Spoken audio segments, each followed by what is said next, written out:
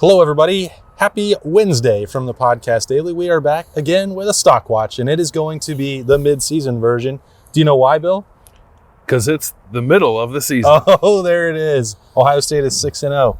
They are taking their off date, bye week if you're nasty. That's Bill Landis, Jeremy Birmingham. Yeah, we're at the post pre-conference mid-season break. That's it. That's exactly the easiest way to say it, so let's do it that way. And I am Austin Ward. We have another drop-in the middle where we do a stock watch down in Grove City with Card Collector 2 and Ryan Johnson, so you're going to stay tuned for that if you want to get something that's maybe more informative than whatever we come up with. But we're going to try our best, as we always do.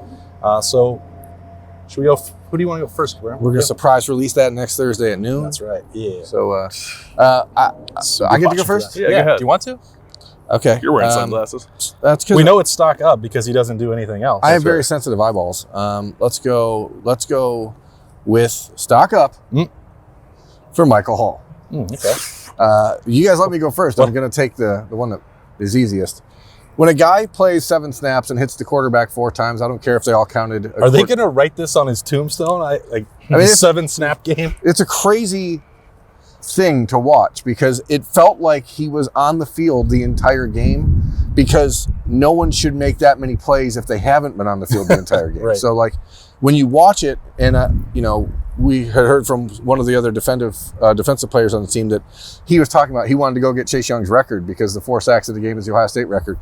And if he just would have played like 3 more snaps, he probably would have had 5 sacks. Like he was absolutely dominant. He's clearly getting healthy, and his role. We thought about this after the Notre Dame game. You're like, okay, this kid's probably playing. He's too good to not play. Mm-hmm. The injury slowed that down a little bit against Arkansas State, and getting back a little bit slowly. But if he's that good, as you head into the back half of the schedule, he has to be the guy. Okay. Mid-season winner up for Mike Hall. What a bold Mike Hall dinner. This bold isn't bold analysis. predictions. My call 7-snap thing is going to become the Zach Harrison run a sub 1100 in the rain and sneakers. It's going to be Sam Hubbard playing lacrosse. It's going to be defensive line just winds up with these all the time. This happened on the playing field in a Big Ten game at Michigan State. This wasn't like right. It's a very bizarre output. Yeah, it is. My turn. Yeah, let's do it. I don't know if this will ultimately matter because Ohio State is very good on offense and very good on defense, but I'm going to go stock down on their special teams, which have not been very good this year. Outside of Jesse Mirko, who again is on a heater. But since he's from Australia, he's actually up because it's that's right. It's the Coriolis effect. The rest of their the stocks spin backwards down there. The stock spins the other way. The rest of the special teams units have not been particularly good. They keep dropping the ball on kickoff return, partly because maybe they have a linebacker back there. Actually, 2 because Steel Chambers is also on that unit. Yes, he is. Punt return has been an adventure. Their kick coverage when Jaden Fielding doesn't kick the ball out of the end zone has not been particularly good, and it should just be way better when you have a full-time assistant dedicated to coordinating the special teams. Again, it might not matter because they're so good in every other facet of the game. Maybe special teams blunders, if they occur, won't make a tremendous impact on any individual game, but they should still be better than they are right now, which is like close to being like a bottom 4th team in the country in special teams efficiency. I've made that point several times, and it's bizarre how it's been turning. Like, it's actually been getting worse. It's gotten worse week by week, yeah. I wonder what will happen. Like, Ohio State should still be careful, even when Jackson Smith and Jigba returns. And I thought going into the year, it would be a waste to put your best offensive player. And now that conversation is also different because of what Marvin Harrison and Emeka Egbuka have done. But aside from all that, like, don't have him back there. Like, try somebody else. We thought Cameron Martinez, any number of other guys. Like, it hasn't worked for Emeka Egbuka there, but like, I wonder if Ohio State will view that and be like, well, Jackson will fix it. Let's put him on punt and then Emeka back on kickoff return where he was very good.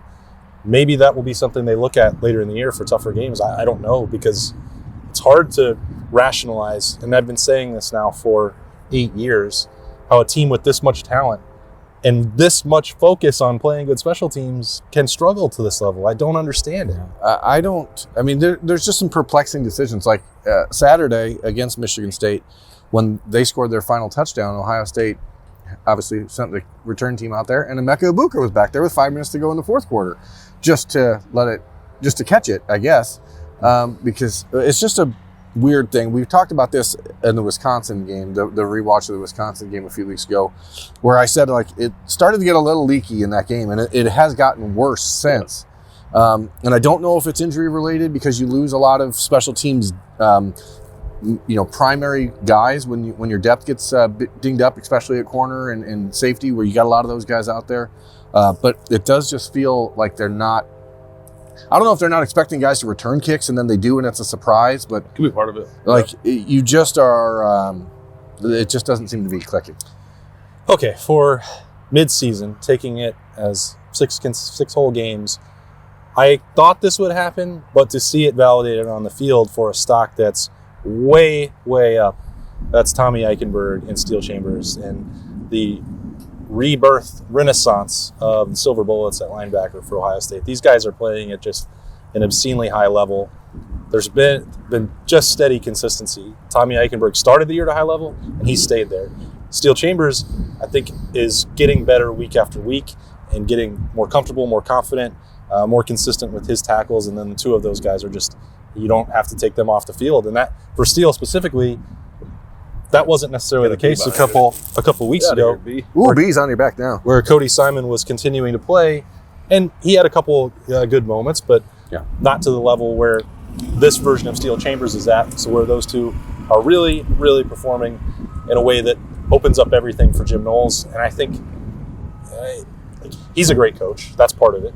But if you asked in spring, like, did you think they would even be at this level where you're talking about them as a couple of the best linebackers, not in the Big Ten, but in the entire country? Maybe he wouldn't have said, probably not by midseason, but maybe down the road. So I think they're ahead of schedule in playing fantastic football, and that deserves to be recognized. My personal belief is that when you have the best athletes in the country, and Ohio State has a lot of those, and then you actually have coaches that seem to have an idea of what they're doing, like that marriage seems to work, and you should try to do that more often. Like have good coaches that are good at communicating to teach good players how to play good defense. Okay, so I'm going to say my second one right now. Okay. Which is that the coaching staff is stock up. This one has been very impressive. So go through the list. When Perry Eliano talked a few weeks ago, we're like, oh boy, he's got some of that head coach swagger to him, and you've seen what he's done with Lathan Ransom and bringing Josh Proctor through some of the ups and downs, and the consistent great play from Ronnie Hickman. Justin Fry said the same thing for him on a Tuesday, like, oh, well, I can see him as the next coach at Indiana, and he's got the resume that would allow him to do that, and the offensive line is playing at a high level. It's beyond just the individuals, though. I think the collective, cohesion of this staff. That's the word. I think that it's at the highest level that it's been in a long time here. And that's not to point fingers at anybody else, but you just knew that there was a little bit of chemistry lacking, whether it was offense versus defense, whether it was some guys within the same defensive staff who didn't want to do the exact same things. Like I don't see that happening, and that's what takes you to greatness. There's not these guys butting heads about it. You're not like having Billy Davis and Greg Schiano say, well, let's put all these linebackers right up against the line of scrimmage and see what happens. And then secondary going, I don't know if this helps us. That's probably going to make it worse. Like those examples are not really happening with that frequency anymore for Ohio State. And you can just tell that, especially that offensive staff, how much they enjoy working together, and the results they're getting are undeniable. So I think that Ryan Day, the way that he's remolded this and the group that he's put together for year 4, is doing a good job. Staff alignment is definitely better than it's been. And I want to ask you, Bill, do you think that is just Ryan Day realizing, or maybe not realizing when he took over in 2019, that he had to do things his way, or like he was trying to follow some of the previous examples and just hiring guys he knew and he was really comfortable with? Or was it him saying, okay, I've seen what doesn't work and now I need to find specific guys that fit it?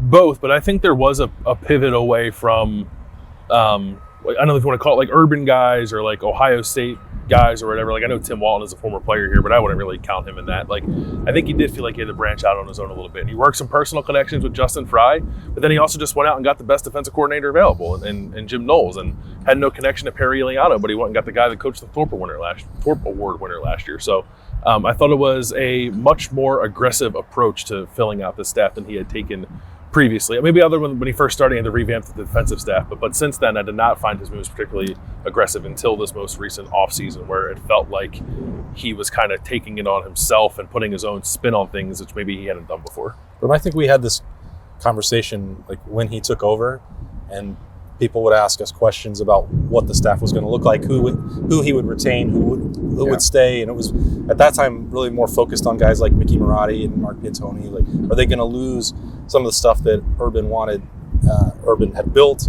How much do you retain? How much do you keep? And you and I would say, both had conversations with Ryan Day directly about this, where it was like, you cannot do it overnight. Yeah. And it's been more gradual until, as Bill said, you got through year 3, and what happened in year 3 meant you can't take it slow anymore if you want to be the long-term coach at Ohio State. And he mashed the pedal a little bit more, but I think that was going to happen naturally over time as well, because he's a different person than Urban Meyer. It wasn't a program that needed to be completely flipped on its head. So you can't be that head coach that comes in like a bull in a china shop and just screw everything up. Like, the culture was here, the infrastructure was here. So it's just about tweaking it and getting it to guys that fit your own personal style and maybe mesh with you a bit more personality wise, or understand that you are the head coach and not the fact there. I think what happened, or this is just me speculating. Okay. When you have a first time head coach and guys that have been around a lot longer than Ryan Day had, I think that there is a tendency for people to say, I've been doing this a lot longer than you have, man. You're sort of the new kid on the block. I don't need to pay as much deference to you as maybe I would of a different head coach. Sure.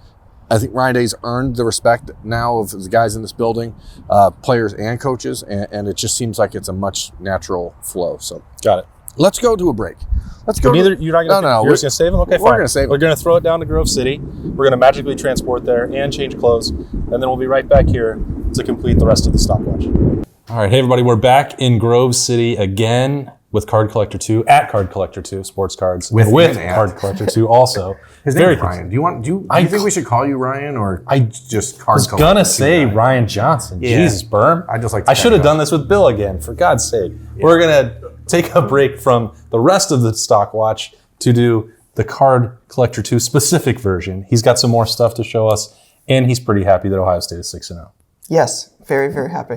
Okay, so the last couple weeks, I know you're a huge Ohio State fan. You've got that on.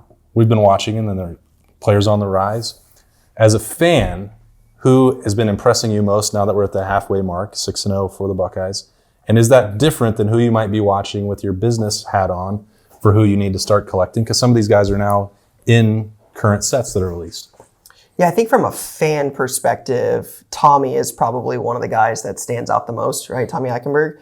What he's been able to do, he's all over it. He has a knack to find the ball. Like he looks amazing this year. And we're going to talk about Pete Warner in a second, right? But Pete's obviously had a lot of success this year in the in the NFL. And I don't remember Pete doing the things Tommy's doing at Ohio State, right? And it's just good to see a linebacker just really get after the ball, making tackles, making plays. So just cool to see. From the card collecting perspective, obviously it's CJ. And then I didn't realize when we were here last time that he was in the what is it? Immaculate College. He's in that. So he's already got some, like, he's in every set, and now Panini as well. So that stuff's got to be probably picking up some interest. Yeah, Stroud stuff is definitely doing well. He has cards in Bowman. He has cards in Leaf All-American. He's got cards in the Panini stuff now, like Immaculate Collegiate. So he's definitely in a lot of stuff. And as Ohio State continues to win and he does what he's doing, it's definitely drawing some interest on his stuff. But who else? I mean, obviously CJ is the base, the one everyone knows about. Sure. Who else on the roster are you looking at going, when this guy gets into sets, that's someone to watch for? Yeah, I think Marvin is probably the guy right now that I'm the most intrigued by because he doesn't have anything at all you can buy. So you can't future prospect on that, right? We have an Emeka, one of one. So like a nice Emeka Ibuka who's had a phenomenal year as well. Who has better stats across the board than Marvin Harrison except for touchdowns. We should just be clear. Yeah, but Marvin has made some incredible plays. Marvin does lead the country. I guess how much you score matters. Here's a question. Do 1997 Marvin Harrison senior cards take on more value because of what his son's doing? I would say probably not, no. Dang it.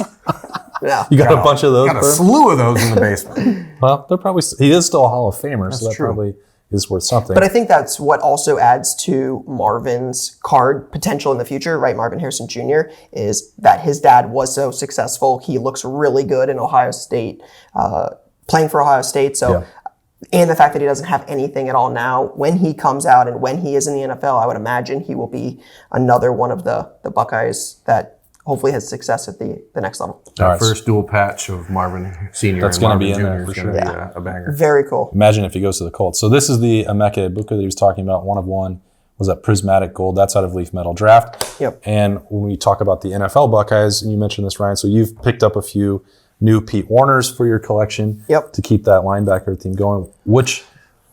Show off the gold vinyl here. Tell us about that. Yeah, so this is from Donruss Optic Football. It is it's probably one of the top 5 or so football products of the year. And this is the gold vinyl parallel. So it's got that shiny gold. I mean, it's gold vinyl, right? It explains it's right itself. in the name, yeah. Yeah, exactly. But it draws a lot of interest in the color. Pete, again, I don't remember Pete being what Tommy has become now at Ohio State. So his stuff when he first came out was a lot cheaper. So I was picking it up. I'm like, I like to find the unique, rare Buckeye stuff. So I was getting it cheap. And then he produces, and his stuff has gotten more and more expensive. That happens at the college level and the pro level. But yeah, Optic is one of the more popular products, has a bunch of different parallels. The gold vinyl is really the best one. It's the rarest. There's only one of these in the world. They've got ones out of 5, out of 10, out of 25. They've got multiple other parallels, but this is the most unique one. Okay, so that, for anybody who started collecting as a kid, like Berm and I did, and you didn't have variations and parallels and a rainbow. Variants, as Berm likes to call them. Explain what that is and how that's sort of changed for collectors now. Yeah, that was one of the things that really hurt the cards in the 90s, right? Is before the internet existed, a lot of card manufacturers took advantage of the demand, and you didn't know that somebody in Maryland or in California or in Texas had the same cards you did. They were all the exact same. Well, in the early 2000s, late 90s even, they started adding autographs, serial numbers, right? So sequentially numbering them. So this one is numbered to 23. So there's only 23 of this card. So it added rarity and a uniqueness to them that didn't make them like every other card in existence. Right. To avoid, hopefully, killing the card market a second time. Berm, if you could collect an Optic rainbow, who would it be? That's a great question. Like, I would probably go with someone like Nick Bosa or someone who I think, maybe Sam Hubbard. I always, Sam's one of my guys, so probably Sam. Ryan, I started Or my Terry. first one, and it was Damon Arnett. That didn't really, I aborted that one. Got pretty close to the end, and then I was like, well, then some things happen. So that's part of card collecting. Sometimes it doesn't work out. Yep. Goes both ways, where Pete Warner goes up, and then there's ways where it doesn't go up, goes the wrong way. But as you said, so you can get into it if you want. You can get a linebacker, just Ohio State players, all those options down here in Grove City at Card Collector 2 Sports Cards. All those options for Buckeyes, NFL guys, whatever you need. Bengals, Browns. He's got you covered. Go visit him. Thanks to Ryan for having us down here again for a quick hit on the stock watch. And we're back. That was a fun trip. It was great. Traffic was good. That was awesome. And thanks to Ryan for having us in there again to educate us in our ongoing growth process in the card hobby. I know I learned a lot, and I really appreciate his friendship and his support. I wanted to of talk the about podcast. Pete Warner for a second. Sure, go for it. I don't know how that's going to help the stock watch. Well, it's not, but He's stocked up, though, for But sure. Pete Warner stock is definitely up. But there are a lot of players in the last few years that Buckeyes fans sometimes seem to navigate towards as far as like picking on them. I think most people around here always believed Pete Warner was going to be a very good NFL player.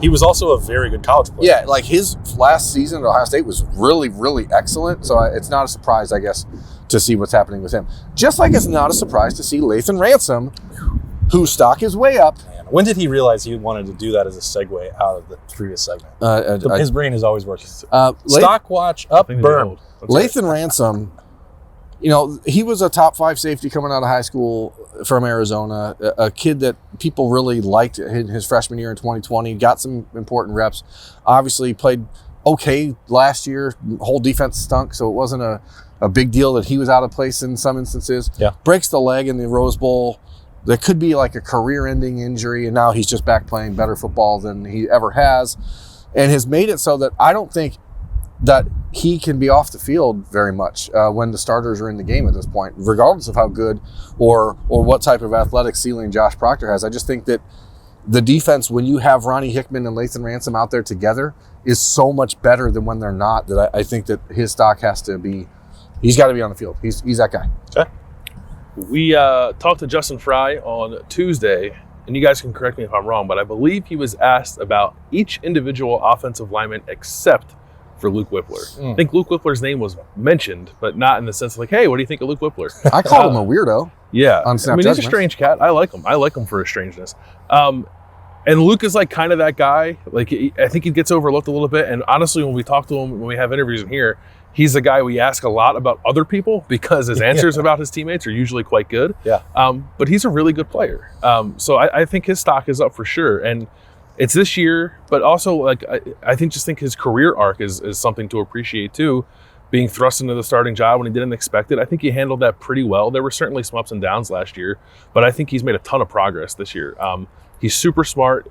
He and CJ have a nice connection, I think, with making checks and seeing things on the defensive end, but also he's just been a really good player with his pass blocking and his run blocking, especially in these run schemes this year where they're able to get him free and get him up to the second level, maybe get a more favorable matchup for a guy who's a little bit undersized for a center.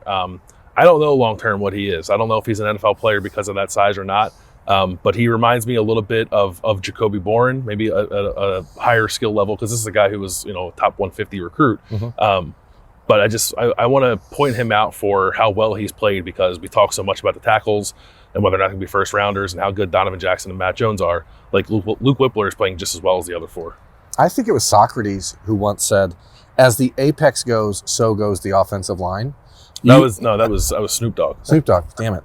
I'm terrible at quotes. But yeah, Luke Whippler's playing great. Socrates and Snoop Dogg did both share an undying appreciation. Snoop Dogg for featuring Socrates. That one joint was dope. Oh man, that's one of my favorites. Yeah. That was called In the Trenches. Yep. That's right. Featuring Socrates. Look that up on Apple Music if you need to. It's a banger. I will stay at that position, and I don't. Another center? No, the offensive line. I'm sorry. Yeah, that's not the exact same position. You're right. I will stay with that unit, and I was trying to pick. I was debating whether I should pick one or the other, but I'll just say that the stock watch is up for both tackles to cover my bases. I'll start with Paris Johnson. It's one thing for all of us to say, look at this guy physically. Look at the expectation. Look what he did at guard when he's not a guard. He's going to be a first-round draft pick at tackle. It's one thing for us to say that, and it's another for it to actually come true. Right? It's not that we're the only ones who thought that, but he still had to go out and prove it and earn it and do it on the field, and he is absolutely meeting that standard. Enjoy the next, what's he got, 9 games potentially at Ohio State, because those will be the last of his time with the Buckeyes before he'll be off next spring. He is playing at a high level. DeJuan Jones will be in the NFL with him. I think the guy has been committed. He's taken steps. He's not perfect on every single snap, as you would expect might be the case if you're still over 360 pounds and play for a team that wants to go tempo. But he took that offseason seriously. He's got in better shape. He's handling the speed rush much better, and he deserves credit for that as well. Both of their stock is up and away. It's kind of crazy when you think about it. DeJuan Jones was like the number 1,300 recruit in the country, and Paris was like the number 3 recruit in the country 1 year apart, and they're both going to be heading off to the NFL, and Paris should be a top 5 pick in the draft if he stays healthy and keeps doing what he's doing. And as I said last week, I think DeJuan's a first-round pick. Okay. Well, I've given my 3. You guys both have 1 left. You want to go, or you want me to go? You can go. I want people to begin mispronouncing Teron Vincent's name, Taron Vincent, because he's tearing up offensive line. And he's playing great. He's playing great. And people, I hope you see it. I hope you just appreciate said that Burn was stock up in the last segment, but now it's a volatile stock. It's a volatile market. It is volatile. That's for He's sure. playing great I hope you football. sold off the berm right before this segment. And you can't be playing as well as Tommy Eichenberg and Steel Chambers are without defensive tackles doing their job. And we talk about Michael Hall and the impact he makes in the pass rush game, but what Teron Vincent does in the run game is very, very important to what Ohio State's doing, and it's why their run defense gave up 7 yards to Michigan State It's important to have him on the field, which is something that we weren't ever sure if was going to happen for a guy who was a 5-star, number 1 ranked defensive tackle coming out of high school. That's right. Can you top Taron Vincent? I cannot top Taron Vincent. Do you want to tell me who you're thinking about, and then I'll make a pun for it? Well, I want to know if this is allowable because you kind of anything's allowable. You talked about the coaching staff at large, but I also think we need to pull out Jim Knowles as an individual. Okay, yeah, go for and give him, you can do whatever you want. You got any punny nicknames for Jim Knowles? Him Knowles.